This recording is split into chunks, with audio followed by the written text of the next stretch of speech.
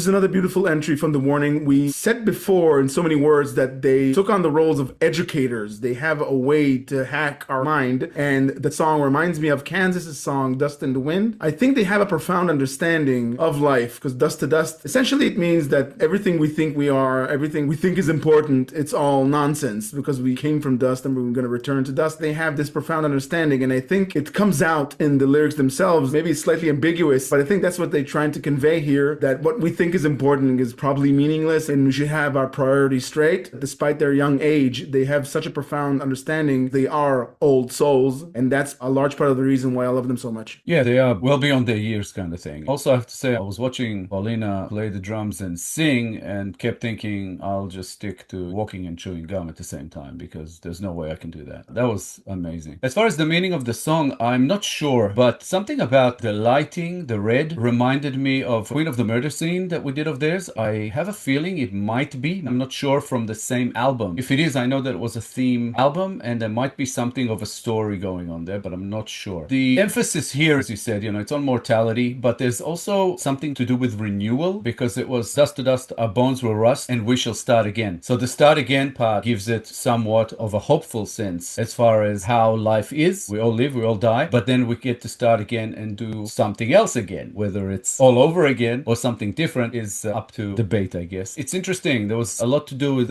searching for truth and not just wanting answers, but actually wanting the right ones, which is something that I think there's like a philosophical sense of things about them that we've always sort of found in their lyrics and hear in their music. But this song, hell of a banger. I really, really enjoyed it. It's some kind of a reminder of life's impermanence and the importance of finding whatever truth we're looking for, I guess. Very, very cool. Yeah, and the delivery, the tone, and the frequency, they always package strong messages like that and something that echoes like a reckoning. It's like they're proclaiming, you need to listen to this is important. It's not lighthearted. It doesn't even try to uplift your spirits. It has a deep tone in it that penetrates. I said, they're soul hackers. It penetrates your soul. It forces you to listen because it's so magnetizing. Yeah, it's that mix of fantastic music that they put together. The way they sound is great, but also that depth of lyrics, keeping things somewhat like not that easy to understand, sort of just off the lyrics. You got to go deeper. You got to find it. That's what I like about them. They're deep thinkers, which is very, very cool. So that was Dust to Dust, and now we're gonna react to Dull Knives, Cut Better. Here we go.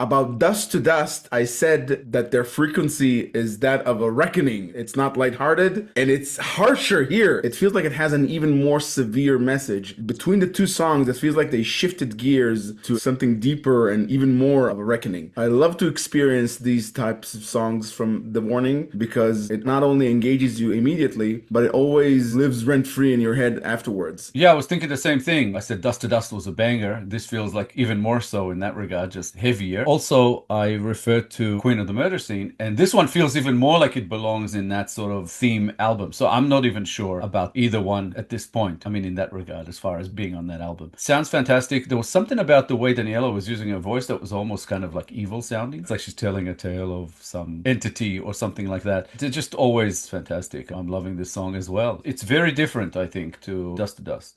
Yeah. I also love how all the girls have their own way of losing themselves in the performance. Usually Paulina arches her back and stares up to the sky, and Alejandra has this little thing that she does almost like she's in trance. And Daniela has the fury, something that seems almost like surgical insanity in certain parts. She opens up her eyes wide and she stares into the audience like she's teaching something, screaming something at them that they need to remember. I love these personal habits that they adopted because the amalgamation of all of it makes the experience feel a lot more intrinsic. Yeah, that thing you mentioned about Daniela, especially, she does that a lot. And sometimes it means check this out, like what we're about to do. And sometimes it just means pay attention to the lyrics, to some message or something like that. So, yeah, as always, amazingly cool. The truth seems deeper slipping through my fingers. Tell me why it's ripping up my skin. Can't take it back now. Tell me how am I supposed to understand? Oh, help me, tell me why.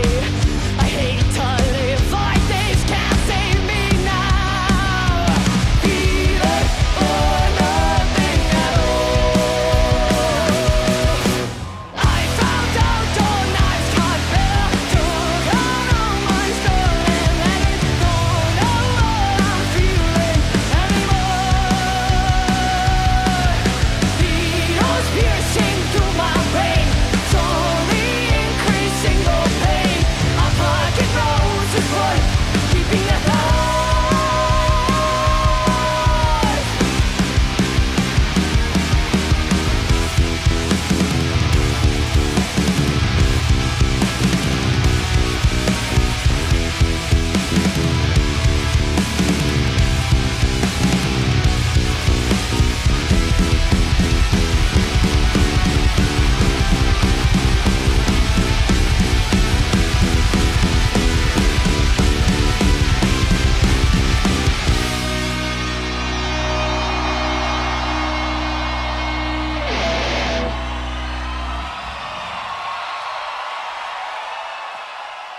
Wow.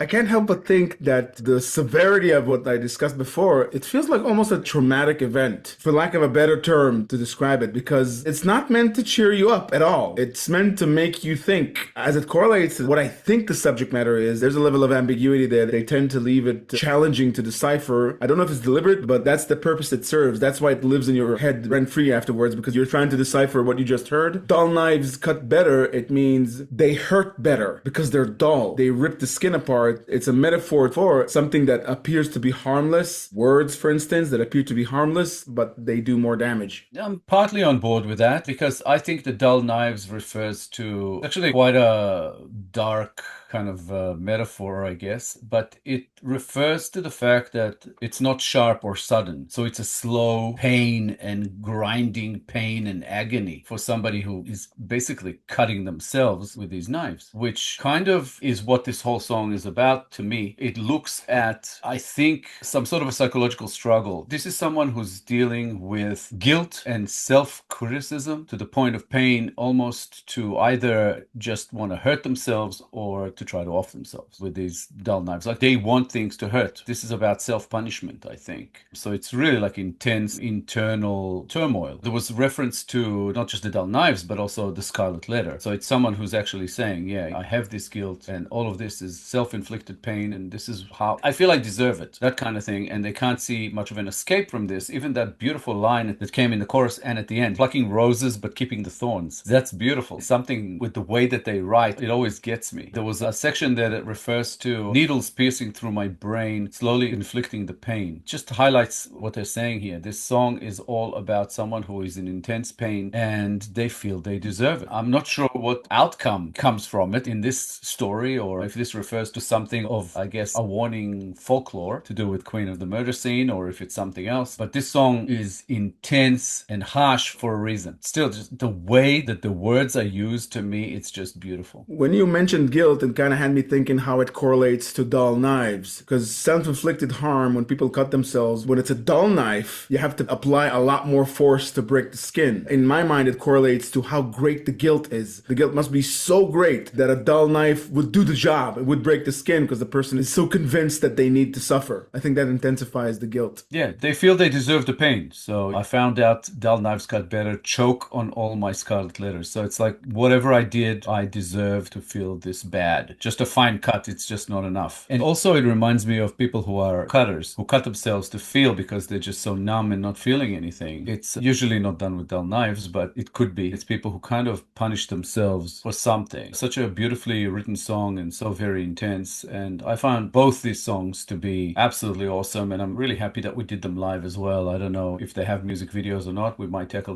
those in the future if there are any. But it's just always awesome to see The Warning live. I just love this band. Yeah, I did too. So thank you, someone, whoever you are, who chose to remain anonymous with this request. We really appreciate it. That was really, really fantastic. Thank you so much. Maybe next time, identify yourself. Would be nice to know who we're thanking. Thank you so much in any way. Thanks, anonymous someone. We enjoyed reacting to The Warning very much. More like this would be much appreciated. And as Itai said, it would be nice to know who you are. Thank you. If you enjoyed this episode, guys, please be sure to like, subscribe, comment, and click the little bell icon so you get notified on all our future videos. If you have a song in mind you'd like us to react to, please make a request through BuyMeACoffee. The link is at the top of the description below.